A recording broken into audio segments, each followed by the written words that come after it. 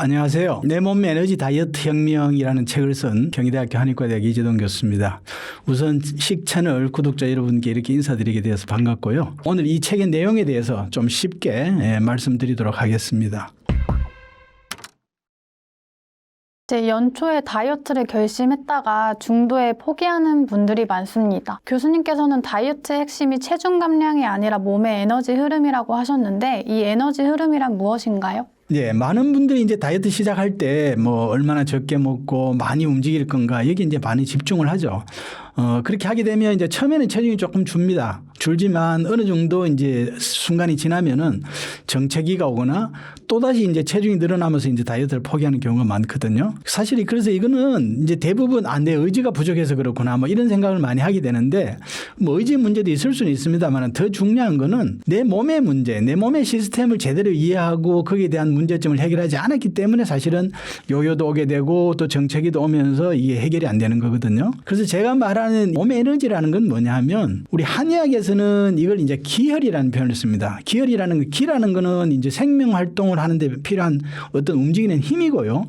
혈이라는 거는 실제 어떤 물질의 혈액을 말하는 거죠. 그래서 이제 몸 에너지라는 거는 혈액이 작용해서 우리 생명 활동에 어떤 힘이 생기는 이제 그 부분을 몸의 에너지라고 이제 설명할 수 있는데요. 일반적으로 이제 건강한 몸에서는 이 혈액의 에너지가 잘 이제 만들어지죠. 만들어지고 또 잘 우리 몸의 구석구석으로 잘 세포에 달 공급도 잘 해주고요. 또 이 혈액 자체의 어떤 퀄리티라고 그러죠. 혈액의 질이 굉장히 안정되어 있다는 겁니다. 그래서 저는 이걸 이제 에너지를 잘 만드는 걸 에너지 생성, 또 잘 순환이 돌아가는 걸 순환, 그다음에 이제 혈액의 퀄리티가 잘 유지되는 걸 균형이라는 이 세 가지 구조로 이제 설명을 하는데요. 이 에너지 생성이라는 거는 뭐 여러분들 쉽게 이야기하면 음식이죠. 음식에서 위장관, 소화기관에서 영양분을 소화 흡수시켜서 우리 세포 속의 미토콘드리아라는 곳에서 이제 에너지 ATP를 만들어내는 그런 과정이거든요.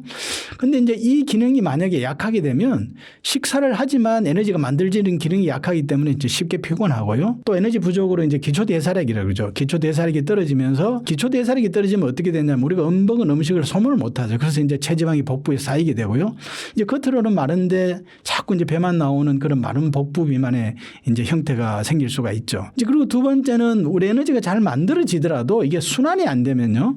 순환이 안 되면 또 이제 문제가 생기는 겁니다. 이 순환이라는 거는 에너지가 산소와 영양분을 이제 실어가지고 온몸의 세포로 어떻게 보면 전달하는 그런 과정인데요. 만약에 평소에 움직임이 부족하고 또 운동이 이제 부족하다고 하면 뭐 혈액의 흐름이 이제 둔해지면서 몸도 이제 무거워지고 붓고 또 조금만 움직여도 숨차고 이제 이렇게 되면서 몸에 자꾸 이제 전신적으로 지방이 쌓이는 그런 형태가 되는데요. 그래서 아까 얘기했던 에너지 생성이 부족한 사람 마른 복부 비만의 형태를 나타내게 되고 또 순환이 안 되면 정체되면서 전신적으로 나타내는 이제 이런 전신 비만의 상황이 되는 거죠. 그리고 이제 세 번째는 혈액의 혈액의 퀄리티라고 그러는데요. 이게 이제 문제가 되면 혈액의 질이라는 건 혈액 속에 혈액이 너무 뻑뻑해도 안 되고 혈액의 점도라 그러죠. 너무 뻑뻑해도 안 되고 너무 또 묽어도 안 됩니다. 그리고 또 혈액 속에는 혈당이라는 에너지가 이제 너무 많아도 안 되고 부족해도 안 되고요. 또 지질도 마찬가지고 또 혈액 속에 산소도 마찬가지고요. 또 우리가 산도라 그러죠. 우리가 뭐 약알칼리 또는 뭐 산성 이런 체질을 얘기하는데 이 산도도 지나쳐도 안 되고 부족해도 안 되는 이게 일정한 어떤 균형, 밸런스를 이루어야 되거든요. 근데 이거는 이제 뭐가 작용을 하냐면요. 우리 몸에 이제 수면과 스트레스가 이게 이제 영향을 미치게 되고요. 이 수면과 스트레스의 문제로 인해서 뭐가 영향을 받냐면 호르몬과 자율신경이 이제 영향을 받으면서 이 균형이 깨지게 되죠. 이 이제 균형이 깨지게 되면 호르몬 밸런스도 깨지면서 특히 이제 밤 되면은 막 야식이 땡긴다든지 또 우리가 평소에 먹게 되면 어떨 때는 식사야 생각이 없다가 또 먹게 되면 막 폭식을 한다든지 이런 이제 균형이 깨지는 어떤 현상이 나타나게 됩니다. 그래서 사실은 우리가 생각을 해보면 이 다이어트라는 거는요. 단순하게 많이 먹고 뭐 적게 움직이는 것도 영향을 미칩니다. 그 문제가 아니라 내 몸의 혈액이라는 그 에너지가 잘 만들어지고 또 잘 돌아가고 또 그 어떤 혈액의 에너지 퀄리티가 잘 어떤 안정을 이루어야 되는데 이게 이제 무너졌기 때문에 사실은 비만의 형태가 나타나는 거거든요. 그래서 저는 이 다이어트를 단순하게 이제 어떤 체중, 살과의 전쟁이 아니라 내 몸의 에너지, 내 몸의 혈액의 에너지를 회복하는 과정이라고 이렇게 설명을 드리고요. 이 에너지 흐름이 정상적으로 모든 기능이 정상적으로 되면 체중을 사실은 줄이려고 애쓰지 않아도요. 자연스럽게 빠집니다. 피로도 줄고 부기도 빠지고 또 필요 없는 체지방은 자연스럽게 줄어드는 게 바로 이게 우리가 제가 말씀드리는 이런 몸 에너지 다이어트라는 말씀을 드리고요. 무엇보다 체중계에 신경을 쓰지 마시고 다이어트를 하면 내 몸의 지금 에너지 상태, 혈액의 상태가 어떤지를 확인하는 이제 그런 부분이 가장 중요하다는 말씀을 드립니다. 보통 칼로리가 높으면 살이 찐다고 생각하는데 교수님께서는 칼로리가 높다고 해서 반드시 체지방이 쌓이는 건 아니라고 하셨어요. 왜 그런 건가요? 네, 이제 많은 분들이 칼로리가 높으면 이제 살이 찐다고 생각하죠. 그래서 이제 다이어트 시작하면 먼저 이제 칼로리 계산하고 또 음식 열량 계산하고 이제 이러는데 사실 이게 전혀 영향을 안 미치는 건 아닌데 하지만 실제 우리 몸에서 이제 체지방이 쌓이는 과정은 단순히 칼로리 숫자만으로 설명되지 않는 경우가 많습니다. 왜냐하면 우리가 같은 음식을 먹어도요. 어떤 사람은 살이 찌고 또 어떤 사람은 그렇지 않은 이유는 이게 사실은 몸에서 그 어떤 칼로리 에너지를 처리하는 시스템이 다르기 때문에 그런 거거든요. 그래서 이제 책에서 이런 체지방이 쌓이는 조건을 자세히 설명을 해놨습니다만 간단히 좀 말씀을 드리면 첫 번째는 제가 얘기하던 비소화기능이라든지 음식 즉 에너지 생성에 문제가 있을 때 체지방이 어떻게 쌓이냐 하면요. 이 음식이라는 것은 단순히 이제 우리 몸에 배를 채우는 게 아니라 몸에 에너지를 만드는 재료 원료잖아요. 근데 이 소화기능이 약해서 음식이 제대로 에너지로 전환되지 못하면은 무엇보다 이제 단백질 섭취 같은 게 이제 부족해지겠죠. 그러면 우리 몸에 이제 근육량이 줄고 그렇게 되면서 사실은 외모를 봤을 때는 팔다리는 가늘면서 이제 기초 대사량이 떨어지기 때문에 지방이 자꾸 복부에 쌓이면서 이제 마른 복부 비만이 나타나게 되거든요. 이제 이 상태에서 만약에 우리가 배가 많이 나온다고 복부에 지방이 많다고 식사량을 줄이게 되면 몸은 오히려 이제 에너지를 더 아끼는 모드로 이제 방향이 바뀌게 되고요. 오히려 이제 체지방을 더 저장하려는 그런 이제 경향이 강해지게 되는 거죠. 그리고 이제 두 번째는 에너지 순환이죠. 심폐 우리 순환 기능과 이제 일상의 움직임이라든지 운동을 통해서 에너지가 이제 돌아가게 되는데요. 우리 몸은 이제 움직일 때 에너지를 이제 순환도 하지만 사용을 하게 되죠. 에너지를 소모하게 되는데요. 그런데 만약에 심폐 기능이 약하거나 이제 활동량이 부족해지면서 이 만들어진 에너지가 제대로 순환되지 못하고 소모되지 못하면 이제 몸에 남게 되는 거잖아요. 그게 이제 결국 체지방으로 되면서 이제 몸이 비만하게 되는 거고요. 또 세 번째는 아까 에너지의 질이라고 혈액 에너지 질 퀄리티를 얘기했습니다만은 그거는 이제 우리 몸의 신장, 비뇨생식계 신장 기능과 아까 얘기했던 수면하고 이제 스트레스 같은 정신 활동이 작용을 하는 거거든요.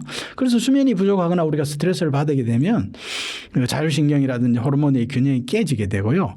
그러면서 이제 혈액의 질의 균형이 깨지게 되는 거죠. 이때는 이제 우리가 스트레스 호르몬일 수 있는데 코티졸 같은 이런 호르몬이 증가하면서 오히려 식욕 조절하는 호르몬의 균형이 무너지고 또 몸은 자꾸 지방을 저장하는 방향으로 이제 바뀌게 되죠. 그래서 이 체지방은 사실은 단순히 칼로리 문제라기보다는 우리가 음식을 먹었을 때 잘 만들고 또 잘 쓰고 또 잘 조절하는 시스템만 잘 되면 문제가 되지 않거든요. 근데 이게 이제 문제가 생기면은 이제 우리 몸에 자꾸 이제 지방이 쌓이는 이제 그런 상황이 되는데요. 그래서 결국은 제가 이제 다시 말씀을 드립니다만은 우리 몸의 이 다이어트 비만이라는 거는 단순하게 칼로리하고 사업만 해서 될 문제가 아니다. 몸에 우리가 정상적인 필요한 에너지를 만들고 또 돌아가고 또 그 에너지 퀄리티 질이 일정한 어떤 시스템을 유지해야지만 된다는 걸 다시 한번 강조를 드립니다. 물만 마셔도 살이 찐다는 분들도 있잖아요. 근데 이런 분들이 다이어트에 성공하려면 어떤 생활 습관부터 고쳐야 할까요? 예, 우리 보면 주위에 이제 특히 주부들 같은 게 선생님 저는 물만 먹어도 살찌요 이런 분들이 이제 꽤 있으시거든요. 근데 이제 이게 사실은 물 자체가 지방이 되는 그런 건 아니죠. 물 자체가 칼로리가 있는 건 아니기 때문에요. 하지만은 이건 무슨 얘기냐면 몸에 우리 에너지 순환 시스템이 이제 무너졌다 이렇게 말씀을 순환이 안 된다는 거죠. 쉽게 말해 몸 안에 에너지라든지 수분이 이제 순환이 되지 않으면서 자꾸 정체되는 그런 상황이 되는 건데요. 이제 이런 분들의 공통적인 특징은 뭐냐면 일반적으로 잠자리에서 아침에 일어나면 몸이 너무 무겁고 힘들다는 겁니다. 일반적으로 우리가 잠을 자면 오히려 일어났을 때 편해야 되는데요. 이 순환 기능이라는 게 평소에 약한 사람들이 잠을 자면서 순환이 더 떨어지기 때문에 아침에 이제 더 힘들어지는 거죠. 그러면서 얼굴이 이제 부스부스 붓고요. 손도 붓고 또 몸이 이제 늘 무겁고 피곤하다는 얘기를 하고요. 또 자리만 보면 자꾸 눕고 싶어 하는 그런 부분이 있습니다. 그렇지만 또 움직이면 또 조금만 움직여도 얘기도 숨이 차고 이제 이런 사람들은 체지방이 이제 지방도 오히려 전신에 쌓이면서 이제 전신 비만의 형태를 나타내게 되는데요. 이런 예를 하나 소개를 드리보면 평소에 이제 식사량 많지 않은데 몸이 잘 붓고 또 체중이 늘어서 고민하는 그런 환자분이 계셨는데 이분이 실천도 사실은 거의 복잡한 건 아니었습니다. 뭐 해결법이 첫 번째는 제가 기상 시간을 일정하게 유지하라고 그랬어요. 왜 그러냐면 우리 몸이 순환이 되려면 이 순환 리듬을 가지고 있어야 되거든요. 그래서 아침에 깨어나면서 활성화하는 게 굉장히 중요합니다. 그래서 기상 시간을 일정하게 해야지만 우리 몸의 어떤 생체 리듬이 유지가 되는 거거든요. 그래서 일정하게 일어나야 된다. 그래야지 일정하게 일어나는 우리가 생체 리듬이라는 하루에 일어나고 잠자는 그런 하나의 패턴이 있는데요. 이제 이런 분이 대부분 저녁에 잠도 깊이 못 자는 경우가 있는데 이제 일단은 아침에 일정하게 일어나야지만 저녁에 자는 어떤 그런 하나의 패턴이 만들어진다는 것 때문에 이제 일정하게 아침에 일어나는 걸 제가 중요하게 했고요. 그다음에 하루에 한 30분 정도 이제 우리가 이런 분들은 유산소 운동을 해줘야 됩니다. 그래야지 지방도 좀 태워지고 몸에 막힌 에너지 길이 열리는 거거든요. 그래서 한 30분 정도만 걷기라든지 또는 뭐 조금 빠르게 특히 이제 우리 스피드 워킹이라든지 그렇게 하든지 아니면 조금 조깅 같은 거라도 해서 한번 30분 정도만 좀 땀을 내주는 걸 해주라. 이제 이런 데가 그걸 했었고요. 그다음에 이제 세 번째는 이제 식사량을 좀 줄여야죠. 근데 식사량을 살을 빼겠다고 갑자기 확 줄이면 몸에 이 식사와 관련되는 이 호르몬의 균형이 깨지면서 더 힘들어지거든요. 그래서 이제 식사량은 어떻게 줄이느냐. 기존의 식사량에서 한 4분의 1 정도 이제 천천히 그런 줄이는 방식을 택했고요. 또 이 4분의 1 줄이면서도 이 먹는 식습관을 제가 한 접시에 밥하고 반찬하고 우리가 뷔페 갔을 때 먹듯이 실제 어떤 양을 눈으로 확인하는 겁니다. 이제 그런 식으로 먹게 되면 양을 조절하면서 식사량을 줄일 수가 있다는 거죠. 그래서 이러한 한 3가지 정도 생활 습관 한 2달 정도 실천하면서요. 몸의 붓기가 먼저 줄기 시작했고 또 이후에 체지방이 이제 서서히 줄면서 한 체지방이 한 8kg 정도 체중이 아니라 체지방이 한 8kg 정도 감량되는 그래서 굉장히 이분은 참 성실하게 잘했던 그런 사례라고 말씀을 드릴 수가 있는데요. 그래서 아주 좋은 그런 결과가 있었고 이 부분은 바로 이제 어떤 무조건 적게 먹고 뭐 많이 움직이는 게 아니라 혈액이 이제 순환이 막혀 있는 거를 그 막힘을 뚫어주는 그런 생활을 하면서 이런 큰 좋은 어떤 결과가 있었다 이렇게 말씀을 드릴 수가 있겠습니다. 중년에 접어들면서 갑자기 열이 오르거나 잠 못 이루시는 분들이 꽤 많은데요. 이런 증상은 어떻게 관리하면 좋을까요? 네, 말씀대로 이제 중년에 일종의 갱년기 변화라든지 이런 게 이제 호르몬의 변화가 생기면서 많은 분들이 이제 뭐 갑자기 얼굴에 열이 오르고 반면에 또 다리는 또 오히려 시리고 이런 경우도 있고요. 밤에 잠도 못 자고 또 별일 아닌데도 자꾸 이제 짜증이 나고 이제 이런 경우가 있는데 이게 사실은 갱년기 증상이 맞습니다. 그렇지만은 이걸 이제 단순히 갱년기라고 넘겨버리면서는 안 되고요. 이 지금 갱년기 어떤 호르몬 변화와 이제 겹쳐지면서 문제는 내 몸의 혈액 에너지 어떤 균형이 지금 흔들리고 있다는 그런 신호거든요. 그래서 이제 이런 분들이 우리 이제 기본적으로 우리 몸이라는 건 뭐냐면 낮에는 많이 활동하고 이제 밤에는 잠을 통해서 안정하면서 이제 생체 리듬을 유지하는 경우인데요. 이제 중년 이후에 이런 호르몬이 변화가 오면은 이제 자율신경이 흔들리면서 이제 이게 깨지게 되는 거죠. 그래서 몸은 오히려 얼굴은 열이 나고 아래는 차고요. 밤과 낮의 어떤 구분이 잘 또 이루어지지 않고 그러면서 이제 수면 리듬이 완전히 깨지는 거고요. 또 밤이 되면 오히려 어떻게 보면 더 각성이 될 수도 있는 거고요. 또 이 상태가 지속이 되면 뭐냐면 이 저녁에 잠을 못 자고 하게 되면 제일 큰 문제가 우리 호르몬의 균형이 깨진다는 겁니다. 그 호르몬의 균형 중에서도 식욕을 조절하는 이 렙틴과 그렐린의 호르몬의 균형이 깨지면서 이제 야식과 폭식의 어떤 그런 현상이 나타나면서 체중 증가로 이어지는 거죠. 그래서 이런 증상을 이제 관리하려면 무엇보다 혈액의 에너지 균형을 잡아주는 게 중요한데요. 이제 첫 번째는 균형을 잡기 위해서는 리듬을 가져야 되고 항상 일정한 패턴을 가져야 됩니다. 그래서 수면 시간을 일정하게 하는 게 중요한데요. 이제 가장 중요한 거는 뭐냐면 밤 11시 이전에 잠자리에 들고 또 일정한 시간이 되면 기상하는 거라는 겁니다. 그래서 이제 수면의 골든 타임은 일반적으로 우리가 밤 10시부터 아침 5시까지입니다만은 제가 이제 뭐 현대인들이 10시에 자기는 쉽지 않잖아요. 그죠?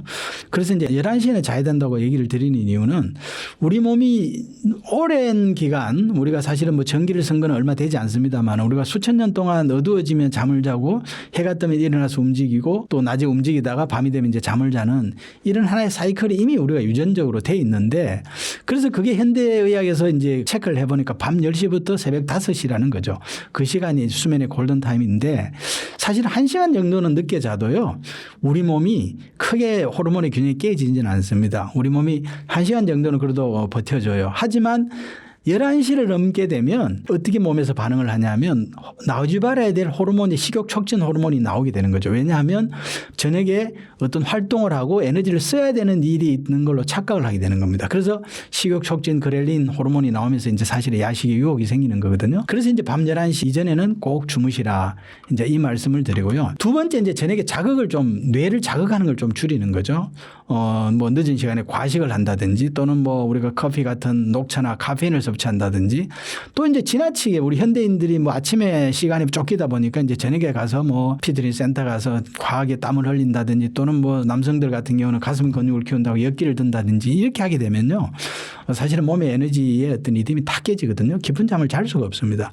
이건 더 호르몬의 문제를 유발하면서 사실은 몸의 시스템을 깨게 되고 더 문제를 유발하기 때문에 저녁에는 너무 자극적인 건 피해라라는 말씀을 드리고요. 이제 세 번째는 이제 이런 분들은 우리가 특히 이제 갱년기가 오고 이런 호르몬의 변화가 있을 때는 하체 중심의 운동을 해야 됩니다. 왜 그러냐? 호르몬이라는 건 물의 에너지인데요. 이게 마르게 되면 자꾸 위로 올라가는 에너지가 위로 올라가면서 사실은 얼굴이 열이 나고 아래는 차지거든요. 그래서 하체 중심의 운동을 하게 되면 우리가 이제 뭐 근육이 대부분 한 70% 이상이 하체에 있습니다만 근육을 키울 뿐만 아니라 우리 몸에 올라가 있는 에너지를 아래로 내려주는 이제 그런 측면에서도 굉장히 중요하다 이 말씀을 드리고 이제 이 사례 같은 경우도 이제 제가 책에도 이제 뭐 사례를 넣었습니다만은 중년 여성분 같은 경우가 있었는데요. 뭐 다른 거 안 하고 밤에 이제 스마트폰 줄이고 또 일정한 시간에 잠자리에 들게 하고 또 낮에는 열심히 좀 움직여서 낮이라는 걸 몸에 좀 인식을 하게 하면 이제 그렇게 해주면서 이제 생활 리듬을 안정시키게 되었는데요. 이게 이제 안정되면서 수면의 질도 좋아지고 얼굴의 열감도 줄어들고 그렇게 자연스럽게 이제 체중도 뭐 한 5kg 정도 감량하는 그런 사례가 있었습니다. 그래서 이건 무엇보다 뭐 적게 먹고 많이 움직이는 이런 문제가 아니라 이런 특히 중년에 호르몬의 변화에서 나타나는 거는 이 몸의 에너지의 균형과 관련이 되기 때문에 항상 일정한 식사도 마찬가지고 수면도 마찬가지고 항상 규칙적인 일정한 어떤 생활의 리듬 패턴을 만드는 데 어떤 집중하는 것이 중요하다 이렇게 말씀을 드리겠습니다. 질병관리청에 따르면 우리 국민의 아침 결식률이 35.3%로 역대 최고치를 기록했다고 하는데요. 이렇게 많은 분이 아침을 거르는 상황에서 몸의 에너지 흐름을 깨우기 위해 아침에 꼭 챙겨 먹어야 할 음식은 무엇인가요? 요즘 보면 많은 분들이 사실 다이어트에 도움이 될 것 같은 생각에도 그렇고 또는 이제 바쁜 생활 때문에 아침 식사를 건너뛰는 경우가 많거든요. 하지만 이게 이제 몸의 관점에서 보면 아침 식사는 단순한 한 끼 식사가 아니에요. 사실 어떻게 보면 우리 몸의 에너지 시스템을 깨우는 아주 중요한 사인이거든요. 그래서 이제 밤 동안 우리 몸은 이제 휴식과 회복을 하면서 대사 활동이 이제 비교적 낮아진 상태가 되는 거죠. 이때 이제 아침 식사를 하게 되면 이제 하루 활동을 시작하라는 그런 신호로 이제 몸에서 받아들이게 되는 겁니다. 그래서 아침을 걸으면 오히려 몸 에너지가 이제 어떻게 판단을 하냐면 에너지가 부족하다고 판단을 해요. 그래서 오히려 대사를 낮추면서 오히려 지방을 더 저장하는 방향으로 반응을 하기 때문에 아침은 사실은 굉장히 다이어트 하시는 분한테는 굉장히 중요하다. 그렇게 말씀을 드리고요. 그리고 아침 식사는 너무 거창하게 생각하지 마세요. 아침 식사 무엇을 먹느냐는 것보다는 사실 한번 부드럽게 음식을 넣어가지고 몸을 깨워주는 게 이제 중요하다는 말씀을 드리고요. 한 3가지 정도 말씀을 드리면 첫 번째는 이제 죽 같은 부드러운 음식 그리고 따뜻한 차, 이 따뜻한 걸 좀 먹는 게 위에 부담도 안 주고 또 에너지를 천천히 공급해 주는 측면에서도 좋고요. 뭐 생강 대추차 같은 경우도 사실 아침에 한 잔 먹는 거 위장을 따뜻하게 하면서 소화 기능을 깨우는 데는 아주 많은 도움이 됩니다. 그리고 이제 두 번째는 이제 따뜻한 국물과 밥을 먹으라는 거죠. 한국인의 이제 전통적인 아침 식사는 밥과 국이잖아요. 그래서 어떻게 보면 이게 이제 위장을 좀 편안하게 하면서 에너지를 안정적으로 공급하는 어떤 좋은 구성이 될 수가 있고요. 세 번째는 이제 반찬 같은 경우는 좀 발효 반찬을 먹는 게 좋습니다. 김치나 된장 같은 발효 음식은 장내 이제 미생물 환경을 돕고 또 소화 기능을 돕는데 이제 굉장히 중요한 그런 음식이죠. 그래서 결국 아침 식사의 핵심은 어떤 화려한 음식이나 또는 뭐 그런 것보다는 무엇보다 몸을 이제 따뜻하게 깨우고 또 소화를 돕는 이런 음식으로 이제 드시면 좋겠다라는 말씀을 드리면서요. 아침은 뭐 어쨌든 많이 먹는 식사가 아니라 몸의 에너지 흐름을 여는 그런 하나의 스위치다. 하루의 스위치를 켜는 것이 이 대사 리듬을 만드는데 굉장히 중요하다. 이런 측면에서 아침 식사를 제가 강조합니다. 그럼 반대로 아침에 먹으면 좋지 않은 음식도 있을까요? 그렇죠. 네, 있습니다. 그 아침에 이제 많은 분들이 이제 가볍게 먹는 게 좋다고 생각을 하면서 어떻게 보면 뭐 차가운 음식이라든지 생식 위주의 어떤 가벼운 식사를 하는 경우가 많은데요. 하지만 몸의 에너지 흐름 관점에서는 이건 별로 좋지가 않죠. 아침에는 이런 음식들은요, 오히려 찬 음식들은 기초 대사를 깨우는데 방해가 됩니다. 그래서 아침에 이제 주의해야 될 음식을 제가 몇 가지만 말씀을 드리면 첫 번째 냉장 과일입니다. 우리가 이제 특히 주부들은 과일은 좋다는 생각을 다 선입관을 가지고 있고요. 그래서 이제 과일은 좋은 게 아니냐. 그래서 냉장고에 바로 꺼내서 이제 차가운 과일을 먹는 경우가 있는데요.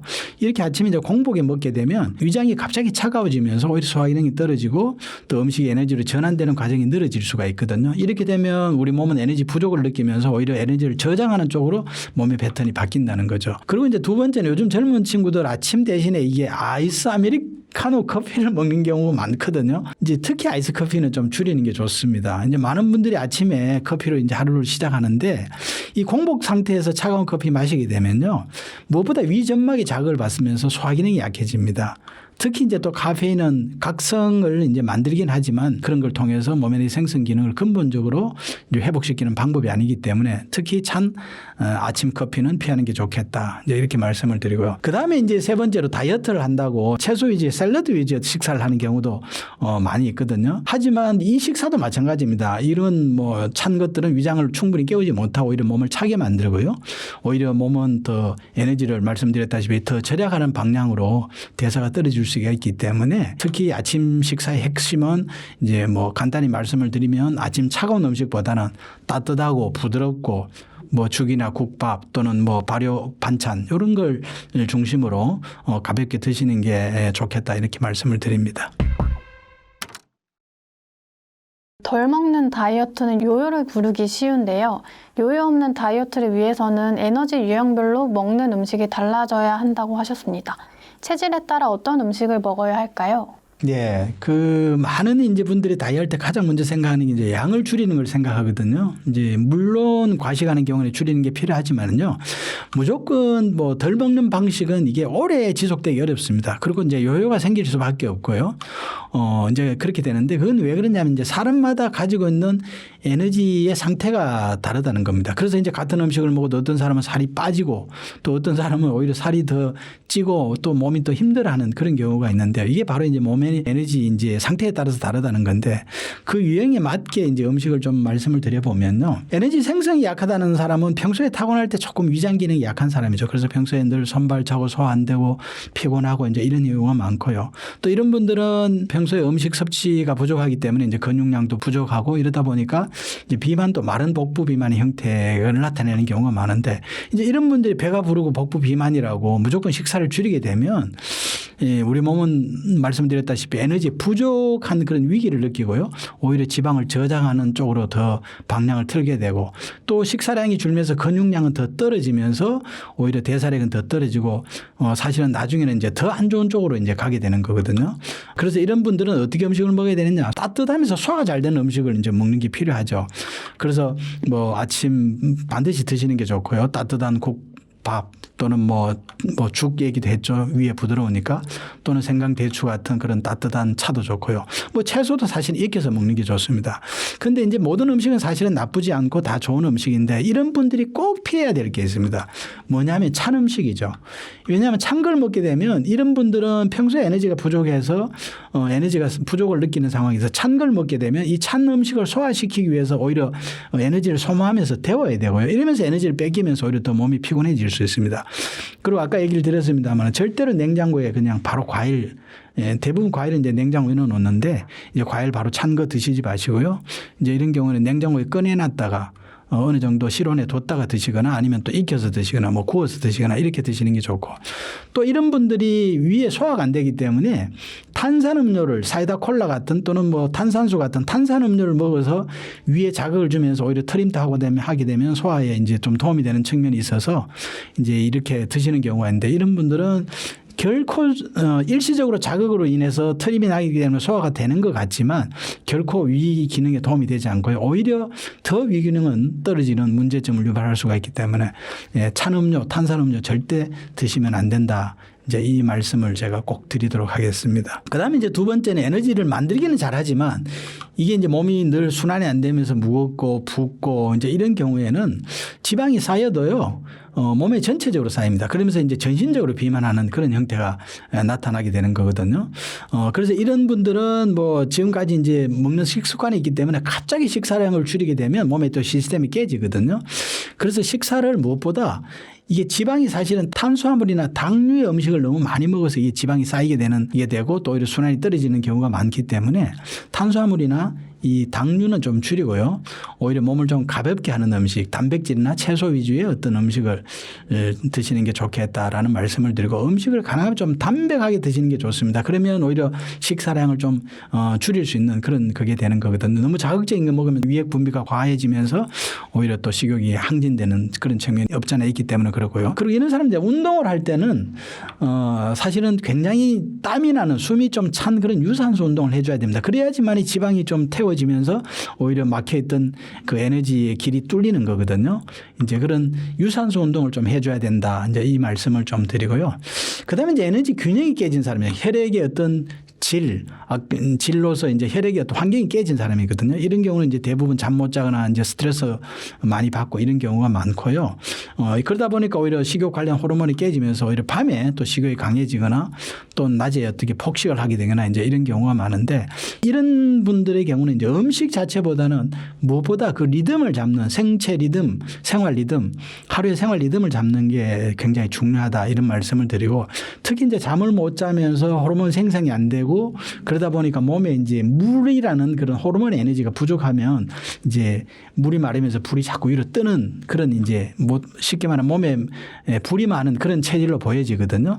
그래서 이제 음식도 오히려 이제 바다에서 나는 해조류나 해산물 같은 건 오히려 성질이 약간 찬 성질이 있기 때문에 이제 그런 걸 좀 드시고요. 무엇보다 일정하게 식사하고 또 일정하게 일어나고 잠을 자는 그런 어떤 시스템을 만드는 게 가장 중요하다. 이제 이 말씀을 드리겠습니다. 그래서 어쨌든 요요 없는 이 다이어트의 핵심은 뭐냐 하면 무조건 덜 먹고 많이 움직이고 이런 게 아니라요. 내 몸에 지금 에너지 생성 순환 균형에 따라서 제가 음식도 말씀을 드렸습니다만 내 몸에 맞는 음식을 먹고 또 운동도 아까 에너지 생성 같은 경우는 뭐 너무 유산소 운동을 하게 되면 오히려 에너지가 뺏기면서 힘들거든요. 운동이 아니라 노동이 됩니다. 그런 자연스럽게 그냥 가벼운 산책 정도 하시고요. 하지만 에너지 순환이 안 되는 사람은 땀을 빼는 숨이 차는 그런 운동을 해야 되고 또 에너지 균형이 깨진 사람은 호르몬의 균형이 깨지면서 자율신경이나 이게 항진되면서 에너지가 다 위로 올라가 있기 때문에 하체 중심의 계단 오르기라든지 이런 게 이제 오히려 도움이 될 수 있는 이제 그런 운동이라고 말씀을 드릴 수가 있겠습니다. 혈당 걱정 때문에 흰쌀밥을 피하는 분들이 많은데요. 밥에 넣어 먹으면 항암에도 도움이 되고 대사 기능을 끌어올려주는 식재료가 있다고 하셨습니다. 어떤 건가요? 네, 요즘 뭐 건강 정보 보면 뭐 밥을 줄여야 한다. 왜냐하면 탄수화물이 너무 과잉해서 체지방이 많고 비만이 온다. 이제 이런 얘기 많이 듣잖아요. 그죠? 근데 사실 아예 밥을 끊거나 탄수화물을 극단적으로 제한하는 분들도 있는데요. 예, 결코 좋은 건 아닙니다. 우리 몸의 관점에서 보면 이 탄수화물은 우리가 굉장히 중요한 영양소거든요. 특히 몸의 에너지 생성을 하는 데는 대단히 중요한 영양소입니다. 그래서 이 밥을 뭐 어쨌든 뭐 줄이는 거 필요에 따라서는 필요합니다만은 중요한 건 무조건 끊고 줄이는 게 아니라 어떻게 먹느냐라는 게 사실은 중요한데요. 이 밥에다가 오히려 몸의 대사를 돕는 그런 식재료나 이런 걸 함께 먹게 되면 오히려 밥을 하나의 어떤 기능성 식재료로서 도움이 될 수가 있는데 그걸 제가 몇 가지만 좀 말씀을 드리면 첫 번째는 이제 현미죠. 이 현미에는 식이섬유와 미네랄이 아주 풍부하고요. 또 우리 몸에 항산화 효과가 있는 폴리페놀 같은 그런 파이토케미칼도 많이 들어가 있습니다. 그래서 이제 무엇보다 혈당이 급격하게 올라가는 걸 이제 막을 수가 있고요. 섬유질이 많다 보니까 장 건강에도 좋고 해서 대사 기능을 안정시키는 그런 역할을 하기 때문에 현미 같은 걸 같이 섞어서 먹는 게 좋고요. 두 번째는 이제 강황입니다. 뭐 잘 아시겠습니다. 카레 원료인데요. 이는 굉장히 항산화 효과가 있어서 이제 뭐 항암에도 굉장히 좋다고 알려져 있는데 여기에는 이제 커큐민이라는 성분이 들어있죠. 그래서 항산화 또 항염 효과가 많이 있고요. 또 이제 세포 염증을 없애주기 때문에 몸의 대사 기능을 건강하게 해줄 수 있다. 이제 이 말씀을 또 드리고 그다음에 또 네 번째 밥에 넣을 수 있는 게 뭐냐면 녹차입니다. 녹차입니다. 녹차. 이 녹차는 여기도 뭐 항산화 성분이 엄청나게 들어가 있죠. 이제 카테킨이라는 성분이 들어가 있는데요. 이것은 이제 세포 손상도 줄이고 또 대사를 돕는 그런 역할을 하기 때문에 뭐 차려 마셔도 좋습니다만은 이 가루 형태로 해서 소량 밥에 섞어서 먹는 방법이 아주 좋은 그런 방법이 될 수가 있고요. 이처럼 이제 밥에 어떤 우리가 현미라든지 강황이라든지 녹차 같은 기능성 식재료를 넣어서 먹게 되면 단순한 탄수화물 식사가 아니라 오히려 몸의 대사를 돕는 그런 하나의 건강한 식사가 될 수 있다는 그런 말씀을 드리겠습니다. 몸은 가벼워지고 체지방은 쌓이지 않는 하루 루틴이 있다고 하셨는데요. 그게 어떤 건가요? 네, 이제 많은 분들이 다이어트 할 때 이제 뭐 특별한 음식이나 뭐 운동 이런 걸 찾잖아요. 하지만 실제로는 이제 체중과 어떤 건강을 결정하는 것은 어떤 특별한 뭐 음식이라든지 뭐 특별한 운동 이런 게 아니거든요. 한두 개라서 해결되는 문제가 아니라는 거죠. 사실은 어떻게 보면 가장 중요한 게 우리 하루 생활의 리듬입니다. 이게 이제 몸의 에너지 균형을 결정하는 거고요. 이 에너지 균형이라는 건 혈액의 질을 결정하는 거거든요. 이제 그만큼 하루의 어떤 그 하루 사이클이 생체 리듬이 중요한데 이제 하루 동안에 어떻게 에너지를 만들고 또 쓰고 회복하느냐.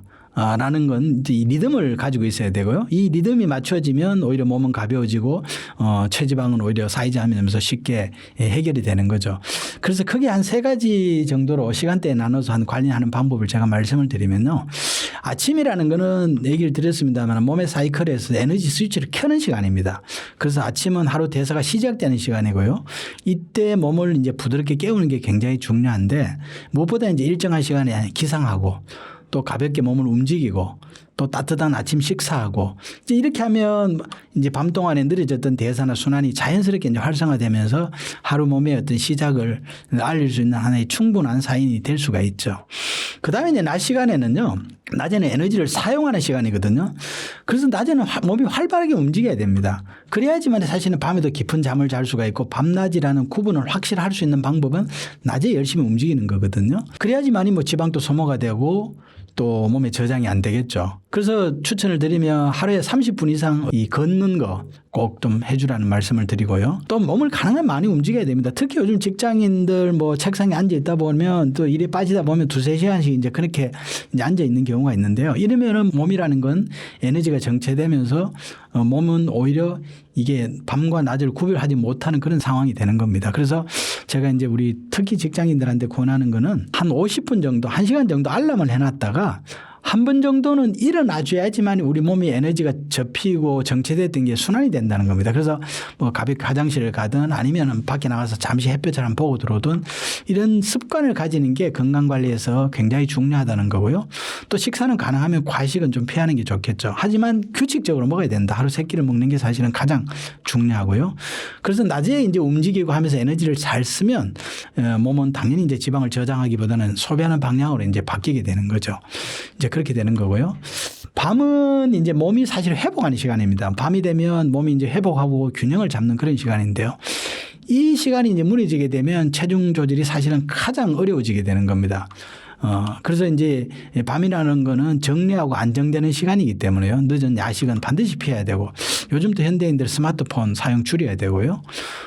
또 시간은 제가 말씀드렸습니다. 11시 전에는 늦어도 11시 전에는 잠을 자는 그런 수면 습관을 기르는 게 굉장히 중요하고요. 이렇게 해서 수면이 안정되면 우리가 식욕을 조절하는 호르몬과 대사가 이제 리듬이 안정이 되면서 몸에 깨어나고 낮에 움직이고 잠을 자고 하는 어떤 그런 정상적인 생체 리듬이 유지가 되고 비만은 사실은 걱정하지 않는 몸이 될 수가 있다. 이렇게 이제 말씀을 드리겠습니다. 이제 나이가 들수록 운동은 필수인데요. 중년 이후에 운동을 할 때 적정 운동 횟수와 시간은 어느 정도가 좋을까요? 말씀대로요. 우리가 특히 뭐 젊을 때도 마찬가지입니다만 중년 이후의 운동은요. 선택이 아닙니다. 반드시 해야 되는 어떤 필수적인 생활 습관인데요. 중년이 되게 되면 우리가 이제 40대 후부터 근육량이 빠진다 그러는데 중년 이후가 되면요. 이제 근육량이 무조건 또 빠지게 되잖아요. 그렇기 때문에 이제 대사도 떨어지고 이제 그런 현상이 되는 거죠. 그래서 이제 어쨌든 규칙적인 운동이 굉장히 중요한데 일반적으로 건강을 위해서 이제 제가 권장하는 운동은요. 사실은 운동은 매일 해야 됩니다. 왜 그러냐 하면 우리가 운동과 움직임 뭐 정 운동을 못하면 일상에서 많이 움직여줘야 됩니다. 움직여야지만이 우리 몸의 혈액 에너지라는 게 순환이 되거든요. 그래서 사실은 매일 하루 30-40분은 좀 시간을 내서 운동을 하는 게 굉장히 중요하다라는 말씀을 드리고 이제 운동에는 잘 아시다시피 두 가지가 있잖아요. 우리가 유산소 운동 땀을 흘리면서 유산소 운동을 하게 되면 몸에 필요 없는 지방 찌꺼기가 태워지는 거죠. 그래서 스피드 워킹이라든지 자전거를 탄다든지 또 조깅이나 수영 뭐 또 등산이라든지 이런 건 이제 굉장히 좋은 거죠. 심폐기능을 강화하고 또 혈액순환을 개선하는 데 굉장히 좋고요. 이런 유산소 운동을 좀 해주는 게 좋겠다. 이제 이 말씀을 드리고 이제 두 번째는 근력 운동입니다. 나이가 들면 이제 근육이 줄기 때문에 이제 근력 운동은 이제 어떻게 하는 게 좋으냐 하면 일종의 저항성 운동이라고 그러는데요. 우리가 걸을 때도 근육을 키우기 위해서는 파워 워킹을 땅바닥에 발바닥에 지면의 저항을 느끼면서 이제 걷는 거, 엉덩이 힘을 주면서 걷는 거거든요. 이제 그것도 좋습니다만은 제가 제일 추천하는 게 뭐냐면 계단 오르기입니다. 계단 오르기. 이 우리 몸의 근육의 한 70%는 엉덩이, 허벅지, 하체에 있거든요. 그래서 하체 중심의 운동이 되면서 근육량을 키우는 데도 좋을 뿐만이 아니라 제가 현대인들한테 계단 오르기를 굉장히 강조하는 이유는 왜냐하면 이 계단을 오르게 되면요. 하체를 쓰면서 정신적인 스트레스를 받는다든지 뭐 하면서 자율신경이 깨지면서 예민해져 있잖아요. 또 우리가 뭐 업무를 보면서도 머리를 많이 쓰게 되고 이런 그 에너지를 상기되어 있는 위에 있는 에너지를 아래로 끌어내리는 가장 좋은 방법이 이 계단 오르기다. 그래서 계단 오르기는 하체 근력 운동뿐만이 아니라 우리 몸의 에너지 균형을 잡아주면서 자율신경의 안정을 잡아주기 때문에 오히려 좋은 명상이 될 수 있다. 일종의 움직이는 명상으로서는 최고의 운동이 계단 오르기다. 이제 이렇게 제가 말씀을 드릴 수가 있겠습니다. 그러면 이제 공복 운동과 식후 운동 중에 다이어트 효과를 높이려면 어떤 것이 더 좋을까요? 우리가 이제 운동을 하는데 빈속에 하느냐 아니면은 밥을 먹고 하느냐 이제 이것도 사실은 뭐 여러 가지 썰이 있습니다만은 그건요 사람의 몸 상태에 따라서 선택이 다른 겁니다. 만약에 내가 평소에 손발 차고 소화 안 되고 또 에너지 생성이 안 돼서 뭐 팔다리 가늘면서 복부 비만이 이런 경우에는요 그냥 빈속에 하게 되면요 어떻게 되냐면 에너지가 부족한데 운동을 하게 되면 이게 운동이 아니라 노동이 되는 겁니다. 오히려 근육이 빠져나가면서 더 힘들어질 수가 있거든요. 그래서 에너지 생성이 안 되는 사람은 반드시 음식을 드시고 식사를 후에 어느 정도 조금 소화가 된 다음에 뭐 아니면 소화를 위해서 가벼운 산책부터 이렇게 운동해 주는 게 굉장히 좋겠다라는 말씀을 드리고 그다음에 이제 에너지 순환이 안 되는 사람은 평소에 에너지는 몸에 많아요. 지방이 많고 전신적인 비만이고 이런 경우에는 그냥 식후에 운동은 별로 도움이 안 될 수가 있습니다. 뭐 에너지를 돌려주는 데는 도움이 됩니다만 사실은 축적되어 있는 지방을 끌어내서 소모를 시키는 데는 공복에 운동을 해야 되는 거죠. 그래서 공복에 뭐 어떻게 보면 이제 유산소 운동이라 할까요? 땀을 많이 흘리고 지방을 태울 수 있는 이제 그런 운동을 하는 게 좋고요. 그 다음에 이제 우리가 또 아침 운동과 저녁 운동이 있잖아요. 그래서 이 아침 운동과 저녁 운동을 조금 말씀을 드리면 기본적으로 우리가 생체 몸의 어떤 에너지 흐름으로 봤을 때는 아침에는 태양이 이제 지구에 내려 비치면 모든 만물의 생명체가 일어나서 활동을 해야 되는 거거든요. 그래서 아침 운동을 통해서 몸을 깨워주는 거는 굉장히 좋은 겁니다. 우리 건강에. 그래서 일단 아침에 할 거냐 저녁에 할 거냐를 질문했을 때는 반드시 아침을 선택하라는 말씀을 드리고요. 그리고 이제 부득이한 경우에 이제 저녁에 운동을 할 때는 너무 과격하거나 격렬한 운동을 해서는 안 됩니다. 왜냐하면 저녁에는 우리 몸의 생체 리듬이 에너지가 아래로 내려가면서 안정되고 저장해야 되는 시간인데 이때 뭐 특히 이제 젊은 사람들 가슴 근육 키운다고 센터 가서 막 역기를 든다든지 또는 뭐 지방을 빼겠다고 땀을 뻘뻘 흘리면서 이제 유산소 운동을 하게 되면 오히려 우리 몸의 생체 리듬이 깨지면서요. 특히 이제 식욕 관련된 호르몬의 균형도 깨질 수가 있고 이러면서 오히려 비만 관리가 더 힘들어지거든요. 그래서 말씀을 드립니다만은 운동은 아침에 하는 게 좋다. 그리고 빈속에 할 거냐 밥을 먹고 할 거냐는 내 몸의 에너지 상태에 따라서 내가 조금 평소에 소화 안 되고 에너지가 딸리고 늘 피곤하다. 그러면은 식후에 하는 게 좋고 그게 아니라 내가 체지방이 많이 쌓여 있고 좀 지방을 빼야 되고 하는 경우에는 빈속에 운동하는 것이 더 공복에 하는 것이 훨씬 더 효율적이다. 이제 이렇게 말씀을 드릴 수 있겠습니다. 노화를 막기 위한 최고의 근력 운동은 무엇인가요? 예, 나이가 들수록 이제 뭐 말씀을 드렸습니다만 근육이 자꾸 줄잖아요. 뭐 40대 이후부터 줄기 시작하는데 이제 그 중에서도 제일 주는 게 하체 근육이거든요. 우리 몸의 근육에 왜냐하면 60, 70%가 거기 있기 때문에 이제 거기서부터 대부분 이제 나이가 들면 엉덩이 허벅지가 가늘어지고 이제 몸은 상체는 오히려 비대해지면서 또 이제 근육이 부족하다 보니까 이제 기초 대사력은 떨어지면서 자꾸 이제 조금만 뭐 먹어도 이제 자꾸 체지방이 쌓이는 이제 이런 현상이 나타나게 되는데요. 그래서 이제 우리가 노화를 좀 늦추고 이제 몸의 에너지 균형을 유지하려면 무엇보다 하체 근육입니다. 무엇보다 60, 70%가 근육은 하체이기 때문에 하체 근육이고요. 특히 중년 이후에는 더 이제 중요한 게 하체 근육인데요. 제가 말씀을 드렸습니다만은 하체 근육에서 가장 좋은 운동이 계단 오르기입니다. 하체 근육이 생기려면요 어떻게 돼야 되냐면 중력에 역행해서 오르는 게 이제 중요하거든요. 그래서 만약에 이제 허리가 아프거나 이제 이런 경우는 뭐 우리가 하체 근육 운동으로서는 자전거 타기, 실내 자전거 타기도 굉장히 굉장히 좋고요. 또 사실은 등산도 좋습니다. 왜냐하면 우리가 등산은 산을 오르는 좋은 운동인데 등산의 이제 문제점은 내려올 때 문제잖아요. 내려올 때는 이제 우리 근육의 힘이 풀어지는 상황에서 체중이 실리게 되면 관절에 모든 체중이 실리면서 이제 관절에 손상이 오고 이제 관절에 무리가 올 수가 있거든요. 그래서 이제 등산은 좋긴 한데 이제 내려올 때 주의해야 되는 그런 측면이 있고요. 반면에 계단은요.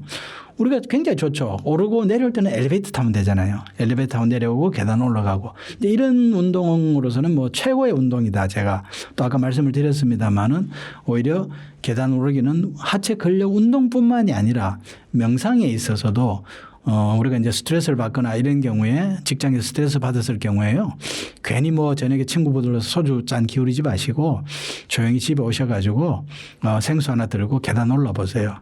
예, 머리도 맑아지고 오히려 머리 복잡했던 게 깨끗하게 정리가 되면서 굉장히 어떤 정신도 오히려 맑아지고 또 자신감도 생기고 내가 내일 직장 가서 어떻게 해야 되겠다라는 이제 그런 뭐 마음의 정리랄까 이런 것도 잘 이루어질 수 있습니다. 네, 제가 추천하는 드립니다. 계단 오르기. 중년에서는 계단 오르기가 최고의 운동이다. 이렇게 제가 말씀을 드릴 수가 있겠습니다. 이제 다이어트의 핵심은 수면이라고 하는데 잠만 잘 자도 살이 빠지는 하루 숙면 루틴이 있다고 하셨습니다. 그게 어떤 건가요? 네, 많은 분들이 이제 다이어트를 얘기할 때 이제 음식이랑 운동 생각하잖아요. 하지만 우리 몸의 측면에서 보면요. 실제로 이제 가장 중요한 거는 사실 수면입니다. 수면. 우리가 잠을 잘 못 자게 되면 어떻게 되냐면 내가 얘기했잖아요. 호르몬이 균형이 깨진다니까요. 특히 식욕 관련 호르몬의 균형이 깨지면서 몸이 자꾸 이제 지방을 더 저장하려는 방향으로 작동하게 되고요. 그래서 저는 다이어트 설명할 때 무엇보다 다이어트 핵심은 수면이다. 수면이 바로 하루의 생체 리듬을 만드는 거고요. 또 이게 혈액의 질을 결정하는 그런 핵심적인 요소다. 이제 이렇게 말씀을 드립니다. 그래서 우리 몸에는 이제 대사를 조절하는 그 생체 리듬 제가 얘기를 드렸잖아요. 제일 중요한 게 밤 10시부터 새벽 2, 3시까지는 이게 이제 호르몬의 생성이 깊은 수면을 통해서 우리 몸이 회복되면서 호르몬이 활발하게 이제 생성하는 그런 타임인데 이제 이때 잠을 안 자게 되면 호르몬이 부족해지면서 모든 그 생체 리듬이 다 깨지는 거거든요. 그래서 수면의 골든 타임도 우리가 밤 10시부터 새벽 5시까지 이제 자라고 보통 얘기를 하고 있습니다. 그리고 이제 10시부터 2시까지는 우리 뭐 구독자분들도 잘 아시겠습니다만은 성장 호르몬이라는 게 나오거든요. 그래서 우리가 어린애들 일찍 재우라는 거잖아요. 그 시간에 호르몬이 나오기 때문에 이제 그 시간이 굉장히 중요하다. 무엇보다. 그래서 다이어트는 음식과 운동도 중요하긴 합니다만 에너지 생성과 순환 측면에서 중요하긴 합니다만 그걸 총괄하는 게 바로 수면이다. 그래서 수면에 일종의 숙면을 위한 루틴이 좀 필요하다. 이제 이렇게 말씀을 드리고 그 루틴을 간단히 말씀을 드리면 이제 가능하면 밤 10시 전후에 자는 게 좋은데 늦어도 11시 전에 자라. 이 11시 전에 자려면 아침에 일정하게 일어나는 그런 기상 습관이 더 중요하다. 아침에 일정하게 일어나지 못하면요. 저녁에 일정한 시간에 잠들기가 힘듭니다. 그리고 이제 두 번째는 잠들기 전에 요즘 뭐 유튜브도 많이 보고 합니다만 스마트폰이나 특히 이제 블루라이트 같은 이제 우리가 강한 빛이죠. 뭐 전기 빛도 마찬가지고 이런 빛을 줄이는 게 중요하고요. 그다음에 이제 늦은 시간에 또 야식을 하게 되거나 또 너무 심하게 운동을 하거나 이런 것도 이제 다 몸의 리듬을 깨는 이제 그런 측면이 있기 때문에 무엇보다도 이제 수면이 중요하다라는 말씀을 드리고요. 이제 결론적으로 조금 정리해서 말씀을 드리면 제가 이제 내 몸 에너지 다이어트 혁명이라는 이제 책을 서두에도 말씀을 드렸습니다만은 이 책의 핵심은 무조건 적게 먹고 많이 움직이는 게 살을 빼는 게 아니다. 내 몸의 에너지가 잘 만들어지고 잘 순환이 되고 또 일정한 밸런스를 이루고 있으면 모든 건강이 좋아질 수 있다. 이 다이어트는 제가 말씀드렸습니다만은 일반인들이 가장 관심을 가지는 부분이 다이어트이기 때문에 이 다이어트를 가지고 에너지 생성, 순환, 균형이 깨졌을 때 어떤 문제가 생기고 또 이걸 해결하면 어떻게 변화가 되고 필요 없는 살은 자연스럽게 빠질 수 있다라는 걸 이제 설명하기 위해서 이 책을 썼다고 말씀을 드렸습니다만은 결론적으로 말씀을 드리면 살은 빼는 게 아니다. 살은 빼는 게 아니라 내 몸의 혈액 에너지의 기능을 정상화하면 자연스럽게 빠지는 것이다라는 말씀을 드리고 다이어트를 위해서는 내 몸이 과연 평소에 내가 잘 일정한 필요한 에너지만큼 음식을 잘 먹고 있느냐 규칙적으로 또 내가 필요한 에너지가 이게 각 세포에 잘 갈 수 있도록 내가 일정한 운동을 하고 있느냐 또는 내가 잠을 일정한 시간에 자고 일정한 시간에 일어나면서 이 호르몬에 특히 식욕 관련 호르몬이 이 균형이 깨지지 않게 잘 안정되게 관리하고 있느냐 이제 이 점을 꼭 여러분들은 좀 챙기시면 건강한 다이어트를 성공하실 수 있다 이렇게 말씀드릴 수 있겠습니다. 저는 한 35년 넘게 대학에서 이제 진료와 연구를 하면서 환자들을 보면서 늘 좀 안타깝게 생각했던 것이 하나 있는데 사실 우리가 겪는 대부분의 질병은 갑작스러운 사고라든지 어떤 감염병이 아니면 결국 우리 몸의 문제에서 오는 거거든요. 예를 들어서 혈압, 당뇨, 뭐 고지혈증, 비만, 뭐 관절염 같은 질환도 몸의 문제로 나타난 하나의 어떤 결과물이라는 거죠. 근데 이제 대부분의 사람들은 이제 어디가 아프면 병원에서 이제 병명 진단을 받게 되잖아요. 그러면 이제 그 병명에만 이제 집중해서 이제 치료를 받는다는 겁니다. 만약에 예를 들면 혈압이라든지 당뇨, 고지혈증 같은 경우 이제 약을 많이 복용하잖아요. 그죠? 요즘 뭐 언론에 보니까 고혈압만 해도 한 4조 정도의 의료비가 소모가 된다고 그러는데요. 사실은 지금 평생 이 약을 먹는다는 거는 병을 완전히 어떤 치료한다기보다는 어떻게 보면 위험을 관리하는 것에 가깝거든요. 그래서 허리나 무릎, 어깨 같은 관절 질환도 마찬가지입니다. 이 몸이 만약에 건강한 사람이 우리가 일상생활을 하면서 좀 뭐 어깨를 다치든 허리를 조금 다쳤다고 한 경우에는 뭐 어디 병원에서 물리치료나 또 침이나 뭐 이렇게 치료를 한 뭐 2, 3주 받으면 회복이 되는 게 정상이거든요. 하지만 이제 몸의 상태가 이미 약해져 있는 경우에는 그 손상을 받은 부위만 치료를 해서는 회복이 안 된다는 거죠. 몸 스스로 회복할 수 있는 여력이 안 된다는 거거든요. 이제 이런 경우는 통증이 뭐 6개월 이상 만성화되고 또 어떤 경우는 이제 수술을 하게 되고 또 수술을 해도 또 재발해서 2번, 3번 이런 환자분들을 이제 보는 경우에 이제 굉장히 사실은 안타까운 생각을 많이 하게 됐죠.